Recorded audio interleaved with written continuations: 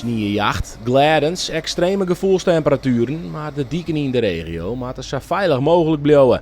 Dat is het devies van de provincie Friesland. De strooicoördinator Raymond Sielstra is al een weekend dwaande, maar de diek veiliger in de sneeuw. En daar is één ding belangrijk: zout. Nou, het gaat best wel heen. Als er alleen maar ijs is, dan valt het best wel mooi. Het alleen de vriest. Die sneeuwval die maakt het wel lastig. Sneeuwduin, het waait weer door de dik heen. Dan ben je heel gauw door die zout heen. En dan mag je gewoon voor alle dagen maximaal daarvoor hebben van zout om het bij te houden.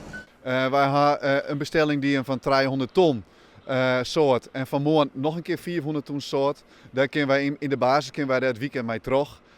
Dat wie ik nedig op basis van eigenlijk al het soort van de oude dagen. Dat wie ongriezelijk soort wat op het dieken leidt. Vreedsoedij binnen er aardig wat sneeuwduinen langs de Waardkust. Verder binnen de dieken troch het protoskoen en strooien wel aardig te berieden. Hoe vlenig is zo'n soorten van sneeuwstorm nou aan zo'n? Eerst goed zout eronder, voordat de sneeuwval valt.